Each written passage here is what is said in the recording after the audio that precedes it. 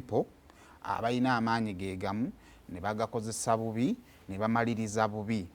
We shall tujja kuwolereza but we might not excuse you.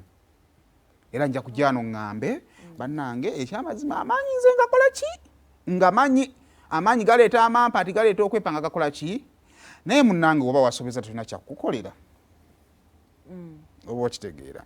Naye n'ekyokubiri psychologically gundi ya palaso ebadde nnungi because yakoze kye mwade temusuubira kukola mwade mumusuubira okuvaayo ajagambe ndooza mulala lwaki namukuba otegedde bulungi. So as an artist yabadde alina okukola statement egenda osigalawo ffenna tujje tugyogereko nti walabe palaso kyeyayogedde.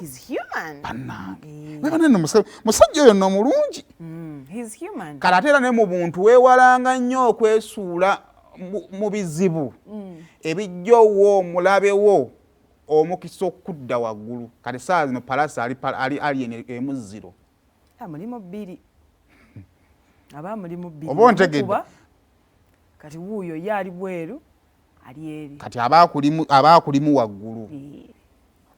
Okay. Tulinawo ki ekirala awo? Kale saa zirabye wano. Police. Gundi ya police abantu bali balina ekibuzo kye beebuuza. Omusango lwaki uno gwe gwazze? Gwe omusango redde gubaddewo. Ogw'essimu. File yali ready. However akona okukabonero kankunala mu mateeka ga Uganda.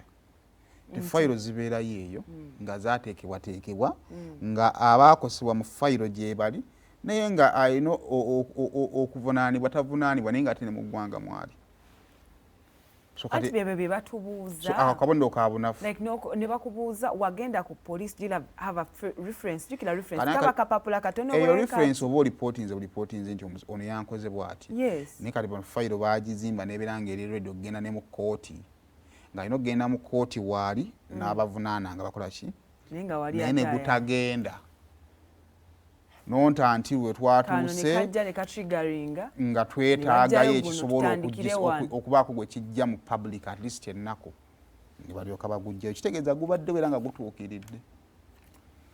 So twekuluuku alien skin kituufu okumukwata ekyamukwasizza ekyabadde kigendera ekyokumukwata olunaku olwo kyekyokuba nti no twabadde tunoonyereza ku nsonga ezabaddewo ensambi abasawo abakubiddwa era mu ngeri y'emu twamufunyeeko statement ku nsonga eyo naye netukizuula nti tulina omusango omulala ate nga gwo gwabadde already guli sanctioned nga fayiro eri sanctioned ng'esobola okulinzibwa mu mbuga z'amateeka.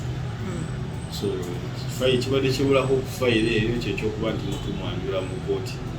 Omusango guno gwaddizibwa mu mwaka guno ng'ennaku z'omwezi 28 mwezi wa Septemba era ng'agambibwa bwe yali ku H&M restaurant eya Mwami Aruna Mubiru ono Patrick Morana agambibwa okuba nti yakuba ekikonde Mubiru Samu avudde kumukuba ekikonde Mubiru Samu yagenda okuva waavudde nga tategeera ng'essimu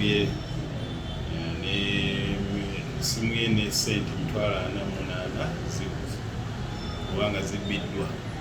So omuntu eyakuba ye gwalumiriza ye alien skin.